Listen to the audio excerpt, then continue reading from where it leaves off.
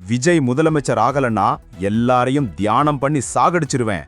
சென்னை நீலாங்கரையில இருக்கிற திவிகே தலைவர் விஜய் வீட்டு வாசல்ல நடந்த இந்த அதிர்ச்சி சம்பவத்தை நீங்க இன்னும் கேட்கலையா? தமிழக சட்டமன்ற தேர்தல் முடிஞ்சு விஜயோட தவேகா 107 இடங்கள்ல ஜெயிச்சும் ஆட்சி அமைக்க தேவையான 118 எம்எல்ஏ ஆதரவு இல்லாததால தமிழக அரசியலே இப்போ ஸ்தம்பிச்சு நிக்குது. ஆளுநர் இன்னும் கூப்பிடாததால தவேகா தொண்டர்கள் சாகும் வரை உண்ணாவிரதம் இருக்காங்க. ஆனா இந்த கூட்டத்துல கிருஷ்ணகிரியிலிருந்து வந்த ஒரு தீவிர தொண்டர் செய்த அலப்பறை தான் இப்போ செம வைரல். விஜய் வீட்டுக்கு முன்னாடி நின்னுட்டு என் பேரு விஜய், விஜயோட பிரதிபலிப்பு தான் நான், இந்த உலகத்தையே ஆள பிறந்தவன் அப்படின்னு கத்த ஆரம்பிச்சுட்டாரு.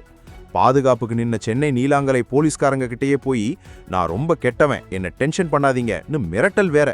பின்னணி என்னன்னு மைக் பிடிச்சா விஜயகாந்த் கட்சி கூடவும் மாம்பழம் கூடவும் கூட்டணி வச்சாதான் 20 பொருத்தமும் சரியா வரும், திருமாவளவன் கூப்பிட்டும் வரலன்னு தனியாவே கூட்டணி கணக்கு போடுறாரு.